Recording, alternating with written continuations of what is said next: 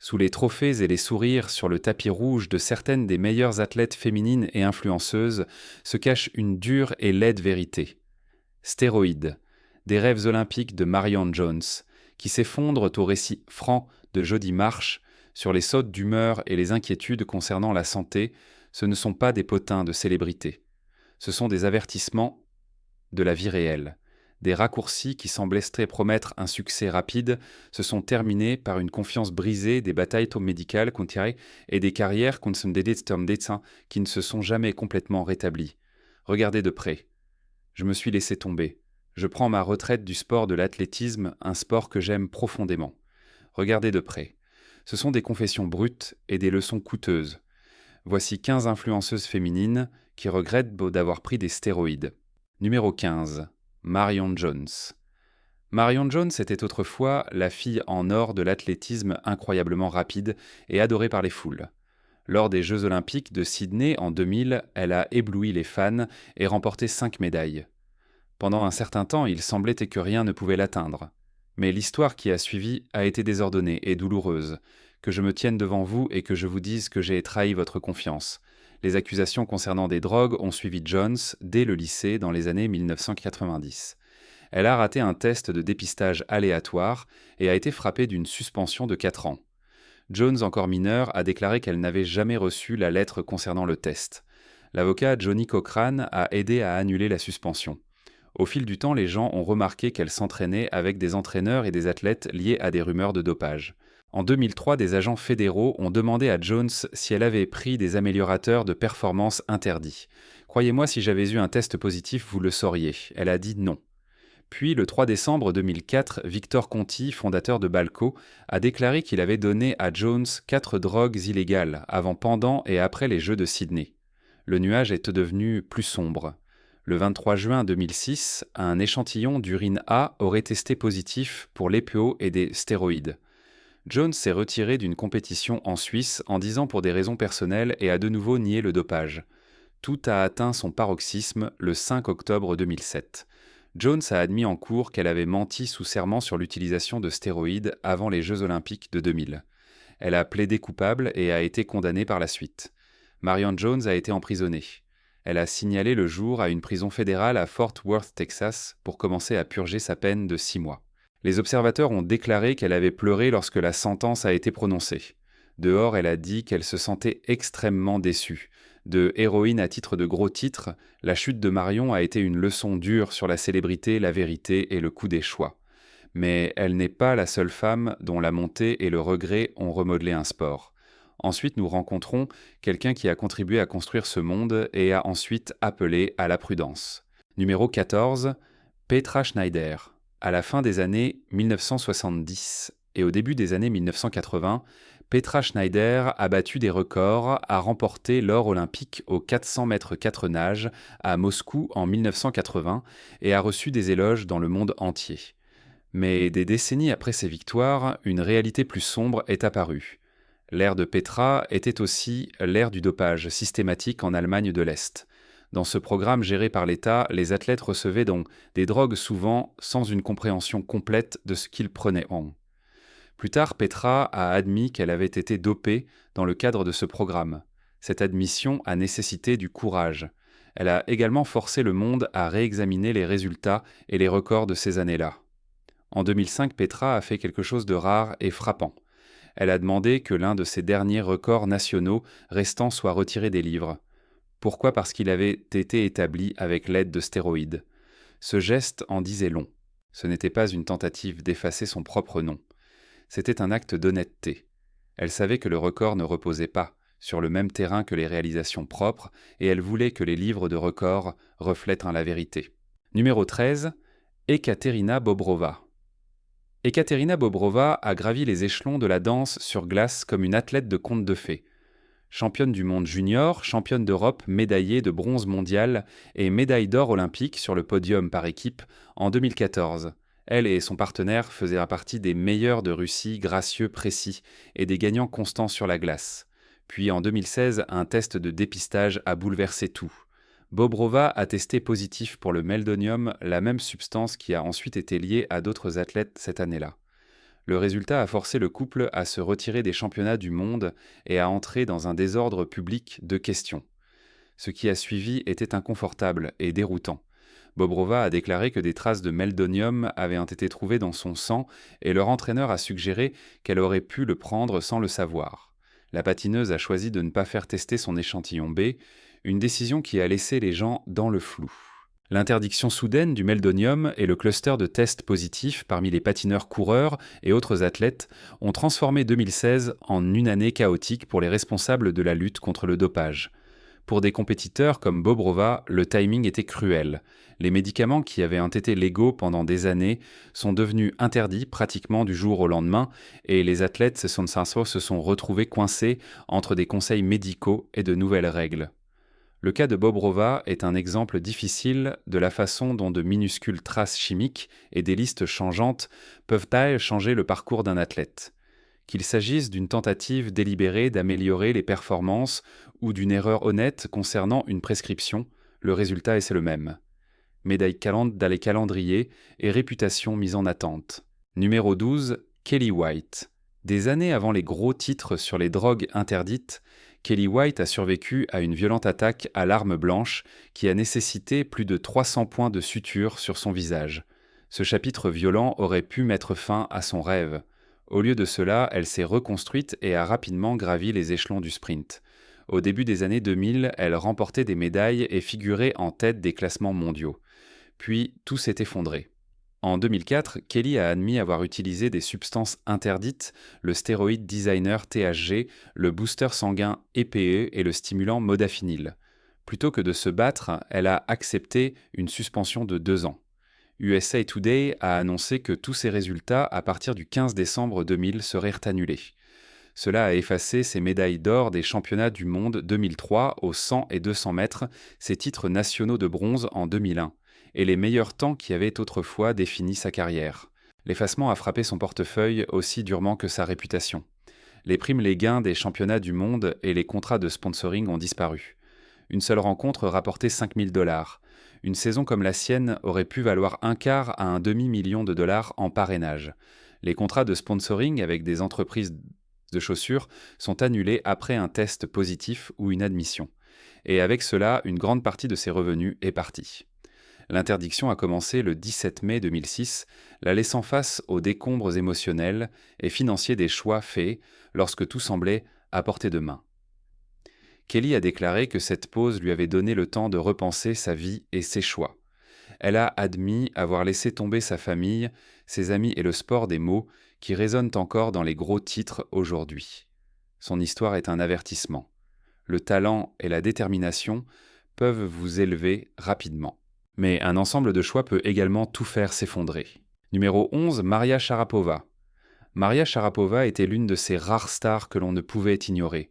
Elle frappait de grands services, a remporté 5 tournois du Grand Chelem et pendant des années, elle a été la femme la mieux payée du tennis. Puis en mars 2016, tout a changé. Lors d'une conférence de presse surprise, elle a admis qu'un test de dépistage avait révélé la présence de meldonium, un médicament cardiaque qui venait d'être ajouté à la liste des substances interdites de la vente de la WADA, et qu'elle le prenait depuis des années sur les conseils de son médecin. Cette courte déclaration a choqué le monde du tennis. Les conséquences ont été brutales. La Fédération internationale de tennis lui a infligé une suspension de 2 ans. Les marques et les fans ont réagi rapidement. Certains sponsors ont mis leur partenariat en pause, d'autres l'ont publiquement réprimandé. Et les gros titres sont passés de reine de la cour à test de drogue échoué. Sharapova a insisté sur le fait qu'elle n'avait pas voulu enfreindre les règles. Elle a déclaré qu'elle ne savait pas que le meldonium était nouvellement interdit, et elle s'est excusée auprès de ses fans. L'affaire a été portée en appel et le tribunal arbitral du sport a ensuite réduit la suspension à 15 mois, en partie parce que le panel a conclu qu'elle n'avait montré aucune faute significative. Mais les dégâts étaient en fait. Son image avait une fissure et revenir au sommet s'est avéré plus difficile que quiconque ne l'avait prévu. Elle est revenue sur le circuit, en 2017, a combattu avec acharnement et a continué à faire la une des journaux. Mais les blessures et les problèmes de forme ont suivi. En 2020, elle a décidé de prendre sa retraite, fermant un chapitre qui mêlait brillance et controverse. Numéro 10, Jody Marsh. Jodie Marsh a commencé comme mannequin glamour et régulière de la télé-réalité, le genre de célébrité qui attire l'attention et ensuite double la mise. Vers 2010, elle a fortement plongé dans le fitness, soulevant des poids suivant un régime et construisant une nouvelle image publique en tant que culturiste. Ce changement a conduit à des séances photos des trophées, des spots télé et à un tout nouveau public qui l'a regardé. Mais cela l'a également placée en plein milieu d'un débat délicat. Culturisme naturel contre le raccourci rapide des améliorateurs de performance. Marsh n'a pas seulement changé son corps, elle a pris le micro et a exploré le côté sombre des salles de gym. Dans un spécial TV de 2013, elle a plongé dans la culture des stéroïdes pour voir ce qui pousse les gens à en prendre, ce que cela leur coûte et si les gains valent le prix. L'émission était brute. Dealers, utilisateurs, inquiétude pour la santé. Et cela a forcé une réflexion publique sur les raccourcis dans le monde du fitness. Pour Jodie, l'expérience a laissé une marque. Elle a été ouverte sur la façon dont la pression de paraître parfaite peut pousser les gens vers des choix risqués et comment ces choix sont souvent accompagnés de sautes d'humeur, de préoccupations pour la santé et de conséquences émotionnelles. Son message est maintenant mixte. Elle est fière de la force qu'elle a construite, mais elle avertit également les autres de ne pas emprunter le chemin facile. Que ce soit parce qu'elle a essayé certaines substances elle-même ou simplement exploré ces questions en tant que journaliste, son parcours montre une chose claire. Poursuivre une transformation rapide peut coûter plus que ce qu'elle donne. Cette honnêteté a fait d'elle une sorte de modèle étrange, bruyante, provocante, mais aussi quelqu'un qui dit « réfléchissez à 2 fois avant de vous doper ». C'est une leçon humaine brutale de quelqu'un qui a vécu les 2 côtés des projecteurs. Numéro 9, Rachel McLish. Rachel McLish a fait irruption dans le monde du culturisme comme une révélation. À une époque où les femmes soulevant des poids lourds étaient encore surprenantes, elle est apparue forte, posée et indéniablement féminine. Rachel n'a pas seulement construit des muscles, elle a brisé une règle culturelle prouvant que les femmes pouvaient en être puissantes tout en embrassant leur grâce. Cela a fait d'elle une star. Elle a remporté la toute première Miss Olympia en 1980 et a récupéré le titre en 1982. Son image était partout. Couverture de magazines, compétitions et films comme Pumping Iron 2. Les gens la regardaient comme la preuve que le culturisme féminin pouvait être glamour et grand public. Ce badge de pionnière a donné à de nombreuses femmes la permission de se rendre dans les salles de gym et de soulever sans s'excuser. Mais l'ère dorée avait des ombres. La poussée compétitive, qui a construit ses premiers physiques, comprenait souvent des améliorateurs de performance. Rachel a plus tard admis que le sport avait été amélioré par une vérité brutale que beaucoup dans la communauté soupçonnaient encore déjà. Pour elle, cette réalité a suscité un changement. Elle a changé de célébration du podium à avertissement sur le coup. Dans les années 2000, McLish était devenue une critique ouverte de l'utilisation illégale de drogue dans le culturisme. Dans une interview de 2001 avec Muscle and Fitness, elle a déclaré qu'elle était 1000% contre les drogues illégales et a ajouté que le culturisme féminin avait raté tout le point. Elle pensait que le mouvement avait perdu sa chance de croître naturellement et elle a exhorté les athlètes à se concentrer sur l'entraînement, la nutrition et des choix sensés à la place. Le parcours de Rachel est compliqué. Une pionnière, une célébrité et plus tard, une voix pour la prudence. Numéro 8, Kay Baxter. Kay Baxter était le genre de culturiste qui faisait arrêter les gens. Si vous vouliez voir à quoi ressemblait le muscle féminin extrême à l'ancienne, vous la regardiez. Imaginez une silhouette compacte d'environ 1,68 m, portant environ 82 kg de muscles solides. Ce n'est pas seulement grand pour une femme, c'est énorme même dans le monde du culturisme. Elle a poussé l'idée qu'une athlète féminine pouvait être brutalement forte et toujours dominer la scène. Pour les fans qui aimaient le look hardcore, elle était tout. Elle ne se contentait pas de concourir.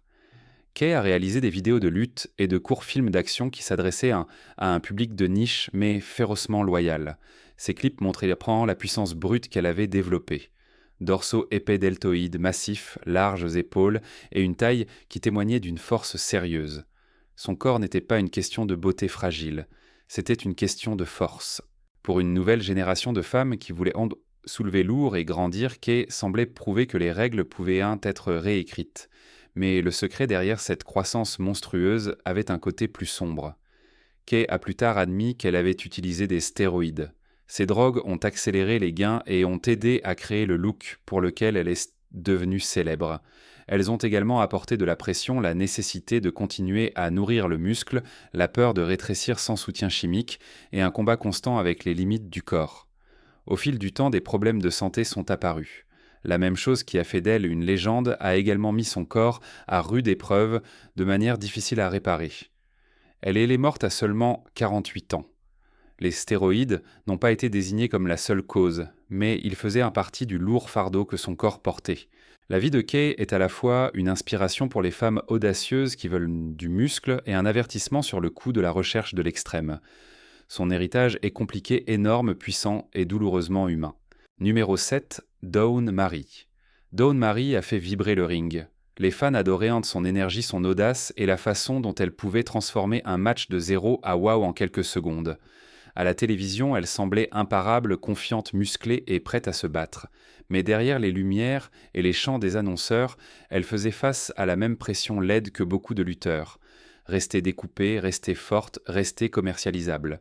Cette pression l'a poussée vers un choix qu'elle a ensuite profondément regretté.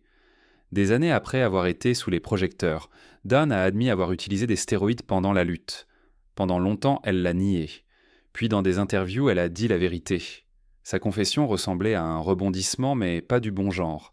C'était le genre qui vient avec un long soupir et une liste de leçons difficiles. Elle n'a pas minimisé les conséquences. Dawn a parlé de la façon dont les drogues ont changé son corps et son esprit. Les gains rapides sont venus vite, mais le coup est arrivé plus vite qu'elle ne l'avait prévu. Saute d'humeur, inquiétude pour la santé et un profond souci de ce qu'elle avait fait. Les stéroïdes ont donné un bref élan de pouvoir, mais ont laissé derrière eux des regrets à long terme. Dans le monde de la lutte où l'image compte plus que dans la plupart des endroits, la stigmatisation était brutale. Les gens jugeaient. Certaines portes se sont fermées, les carrières ont stagné. Pourtant, l'histoire de Dawn n'est pas entièrement sombre. Reconnaître une erreur demande du courage. En prenant la parole, elle a ouvert la porte à une discussion honnête sur ce que l'industrie exige des femmes. Elle a rappelé aux fans et aux combattants que les pauses existent pour une raison. Pour les gens qui regardent, son histoire est simple. Les raccourcis semblent doux, mais ils viennent souvent avec un prix que vous ne pouvez pas retourner. Le dernier message de Dawn était plus humain qu'héroïque. Soyez honnête avec vous-même et ne laissez pas le rugissement de la foule étouffer la voix qui dit « Est-ce que ça en vaut la peine ?» Numéro 6, Clara Hughes. Clara Hughes est une athlète rare et remarquable. Elle est la seule personne à avoir remporté plusieurs médailles olympiques aux Jeux d'été et d'hiver. Ce fait seul la distingue dans l'histoire du sport. Les gens la voient sur le podium et pensent à la détermination, à l'entraînement et à la concentration constante. Mais comme beaucoup de grands athlètes, Clara porte une histoire privée qui est désordonnée et réelle. Dans son mémoire, elle a révélé quelque chose qu'elle aurait pu garder caché pour toujours. Elle a échoué à un test de dépistage de drogue en 1994 et a purgé une suspension de 3 mois. Cette confession aurait pu rester un fait enterré, mais elle a choisi de le dire. Elle a dit en termes simples qu'elle avait l'impression qu'elle ne pouvait pas ne pas le révéler. Elle savait que les gens la jugeraient. Cette honnêteté lui a coûté une goodwill immédiate parmi certains fans, mais cela lui a également acheté une sorte de liberté. Pourquoi dire au monde ? Pour Clara, cela semblait être la chose juste et propre à faire. Elle voulait que la vérité sorte du placard. Elle voulait aussi posséder son passé, ne pas s'en cacher. Cela demande un courage rare. Admettre une erreur n'efface pas celle-ci. Mais cela change l'histoire d'une couverture à une responsabilité. La vie de Clara, après cette admission, a été plus que des médailles. Elle a été ouverte sur les batailles mentales et émotionnelles auxquelles les athlètes font face. Sa confession a lancé des conversations sur la pression, les erreurs et le coût humain du sport d'élite. Les fans qui n'encourageaient autrefois que les victoires ont commencé à apprécier la personne derrière elle. Quelqu'un qui fait des choix, apprend d'eux et continue d'avancer. En fin de compte, le message de Clara est simple. Les gens jugeront, oui, mais l'honnêteté mène souvent à la guérison, et cela peut compter plus qu'une médaille. Numéro 5, Nicole Bass. Nicole Bass était faite pour dominer. Elle se démarquait comme personne d'autre, énorme, massive et impossible à ignorer. Dans le culturisme et sur le ring de la WWE, elle a créé une personnalité qui a brisé les attentes sur ce à quoi les femmes pouvaient ressembler et faire dans la lutte professionnelle. Quand elle entrait dans une pièce, elle la possédait. Avec cette taille est venue une attention mais aussi une forte demande. Pour maintenir ce look et cette présence, Nicole a fait face à une pression que la plupart des gens ne peuvent pas imaginer. Des rapports ont révélé plus tard qu'elle avait utilisé des stéroïdes pour maintenir sa masse impressionnante. Dans ce monde où la force et le spectacle vendent des billets, la tentation d'un raccourci chimique peut sembler énorme. Les coûts se sont manifestés au fil du temps. Nicole a lutté avec des problèmes de santé. Et malheureusement, en 2017, elle est morte d'un AVC massif à 52 ans. Beaucoup de gens ont pointé du doigt l'utilisation à long terme de stéroïdes. Il est difficile de tracer une ligne droite et de dire que les stéroïdes ont causé tout cela. Pourtant, le coût de ces années passées à repousser les limites est évident et tragique. Nicole a également mené des batailles en dehors du ring. Elle a déposé une plainte très médiatisée contre la WWE montrant qu'elle n'était pas seulement une machine à muscles. C'était une femme qui s'est rebellée quand elle se sentait lésée. Ce côté de son histoire est souvent éclipsé par les discussions sur les stéroïdes, mais il était important. Elle était dure dans le ring et dure dans la vie réelle. Son histoire tire sur deux fils à la fois. D'une part, elle a brisé des règles et des attentes et a montré qu'une femme pouvait être plus grande que nature. D'autre part, le prix de cette image était énorme. Numéro 4, Yulia Stepanova. L'histoire de Yulia Stepanova zigzague et serpente. Elle a commencé comme coureuse de demi-fond pour la Russie, faisant partie d'un système qui poussait les athlètes à leurs limites et les dépassait ensuite. Elle admet avoir été dopée en compétition. Mais contrairement à beaucoup qui sont restés silencieux, Yulia et son mari ont choisi un chemin différent et dangereux. Ils ont dénoncé le système. Leurs preuves ont déclenché des enquêtes mondiales. Les révélations ont secoué les institutions sportives et ont forcé les Jeux olympiques à faire face à la manière dont la tricherie pouvait être si organisée et si répandue. Le regret est au cœur de l'histoire de Yulia. Elle a été ouverte sur la honte et la pression. Elle parle de ce que cela faisait, de performer en sachant que le résultat était construit sur des mensonges et des injections. Ce genre de culpabilité ne s'efface pas simplement. Il vous suit dans le regard du public, dans les médailles retirées et dans les moments où les athlètes n'ont que se rappellent et savent pourquoi ils aimaient l'atome et le sport. Mais son regret est devenu avec du courage. En s'exprimant, Yulia a aidé à révéler un système brisé. Elle a payé cher banni de la compétition dépouillée de ses résultats et considérée comme une traîtresse par beaucoup dans son pays. Pourtant, son témoignage a forcé un changement dans les règles antidopage et la manière dont les agences enquêtent montent sur le dopage à l'échelle de l'État. Son histoire est désordonnée et difficile. Elle mélange confession et conscience, trahison et bravoure. Elle pose une question brutale. Que doivent aux athlètes la vérité lorsque leur monde entier dépend de la victoire? Yulia a choisi la vérité, même en sachant que cela ruinerait le reste de sa carrière. Ce choix lui a coûté tout, et cela a changé le sport pour toujours. Pensons dit numéro 3, Heike Drexler. Heike Drexler a grandi en compétition pour l'Allemagne de l'Est, puis pour une Allemagne unie. Elle a fallu sauter plus loin que presque tout le monde, établissant un meilleur personnel légal de 7 en 48 mètres en 1998 et tenant des marques de classe mondiale qui la mettent parmi les plus grandes sauteuses en longueur de tous les temps. Ce livre de records étincelant est à côté d'une histoire plus sombre. L'Allemagne de l'Est a géré un programme d'État qui a donné à de nombreux athlètes des drogues de performance. Pendant des années, Drexler a publiquement nié avoir pris des drogues, malgré les preuves répandues du système. En 1993, elle a défié Brigitte Berendonck en justice, l'accusant de mentir, et elle a perdu. Au cours de l'affaire, des horaires de dosage annuels et des graphiques montrant comment la performance augmentait avec les doses ont été publiés. Ces documents ont rendu très difficile de continuer à nier ce qui s'était passé. Pourtant, Heike a continué à remporter des titres après l'ère DDR lorsque les tests pour l'équipe allemande fusionnée sont devenus réguliers. Cela a soulevé une question difficile. Les succès post-1989 peuvent-ils effacer l'ombre du passé? En 2001, elle a déclaré qu'on lui avait dit de prendre des drogues dans le cadre du programme sportif de l'Allemagne de l'Est et que les médecins l'avaient consigné. Maintenant, nous savons qu'ils nous ont donné des drogues, a-t-elle dit après la publication des dossiers. Les médecins l'ont consigné. Comme elle l'a dit maintenant, nous pouvons voir à quel point c'était mauvais, mais nous devons apprendre de cela. L'histoire de Drexler mélange un talent incroyable, une forte pression de l'État, des dénégations des batailles judiciaires et des admissions ultérieures. Son nom figure toujours dans les livres de records, mais il pointe également vers une leçon. Les systèmes qui échangent la santé des athlètes contre des médailles causent maintenant des dommages durables au corps, à la confiance et aux réputations sportives pendant des générations. Numéro 2, Katerina Witt. Katerina a tournoyé sur la scène mondiale dans les années 1980, un visage pour le patinage artistique est-allemand. Ses programmes semblaient sans effort, des pirouettes confiantes, des costumes brillants et une volonté féroce de gagner. Pour les fans, elle était de la magie sur la glace. Derrière cette magie, cependant, se tenait l'ombre d'une machine sportive gérée par l'État qui poussait les athlètes à fond et utilisait des drogues de performance dans de nombreux programmes. Katerina n'a jamais publiquement admis avoir été dopée. Pourtant, tout le système allemand était largement connu pour fournir des substances aux athlètes. Cette réalité crée une question honnête qui plane sur les anciennes médailles. Combien de l'éclat provenait du pur talent ? Et combien provenait de l'aide chimique donnée par les entraîneurs et les médecins ?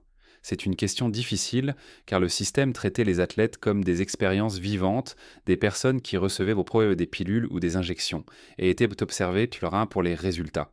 Au fil des ans, Witt a pris la parole sur le dopage et le patinage et les dommages qu'ils causent à la réputation du sport. Après la controverse de Kamila Valieva aux Jeux Olympiques de 2022, elle a exprimé sa tristesse et sa colère face à la façon dont les histoires de tricherie nuisent aux patineurs propres et au public qui aime le sport. Sa réaction montre à quel point cela peut être personnel et douloureux pour les athlètes qui se soucient profondément de l'équité. L'héritage de Katerina se trouve dans une position délicate, des boîtes de médailles d'or et un nuage de suspicion. Ce mélange n'efface pas la compétence affichée, mais il amène les fans et les historiens à poser des questions plus difficiles. Peut-on vraiment profiter des médailles lorsque l'histoire révèle plus tard un système qui a échangé la santé des athlètes et la vérité contre des médailles ? Elle appelle à la responsabilité et à une protection plus forte afin que les futurs patineurs ne soient plus forcés de faire des choix impossibles. Numéro 1, Tammy Thomas. Tammy Thomas venait d'une petite ville du Mississippi élevée sur des valeurs familiales et la Bible. Elle est entrée dans le cyclisme avec une détermination silencieuse et s'est rapidement retrouvée dans un monde qui fonctionnait selon des règles différentes. Le 29 avril 2000, elle est montée sur le podium après avoir remporté le contre-la-montre de 500 mètres à Frisco, au Texas. Elle a posé pour des photos avec la rivale Chris Whitty, le vernis à ongles rouges, étant un petit signe de sa féminité au milieu d'un corps en mutation. Les muscles de Thomas ont grandi, sa voix s'est approfondie, des cheveux sont apparus là où ils n'avaient pas été auparavant et sa mâchoire s'est durcie. Ces changements étaient le résultat de stéroïdes destinés à la rendre plus rapide. Pendant un certain temps, les médicaments ont fonctionné, mais les gains ont eu un coût. Elle a perdu sa chance aux Jeux Olympiques, a été bannie du sport qu'elle aimait et a été laissée avec des problèmes de santé chroniques et un avenir incertain. Maintenant âgée de 55 ans et vivant à Ridgeland, Mississippi, Tammy vit toujours avec les conséquences. Elle dit avoir fait confiance aux mauvaises personnes, des gens qui ont poussé des solutions rapides et ont franchi des lignes qu'elle ne comprenait pas entièrement. Son histoire ne concerne pas seulement une athlète déchue. C'est une question de la façon dont la pression et de mauvais conseils peuvent amener quelqu'un à prendre des décisions qui durent toute une vie. Des amis se souviennent rantant d'une fille polie du Sud, piégée sous un extérieur plus fort et plus dur. Chris Whitt a déclaré que Tammy semblait parfois piégée dans son propre corps, alors qu'au fond, elle était toujours Tammy. Le souvenir persiste. Une athlète douée dont la quête de vitesse a coûté plus que des médailles. Les responsables l'ont finalement bannie du cyclisme de compétition, une punition qui a fermé la porte à tout retour. Les problèmes de santé demeurent et le sentiment de perte est réel. Une vie rétrécie par des choix faits sous pression.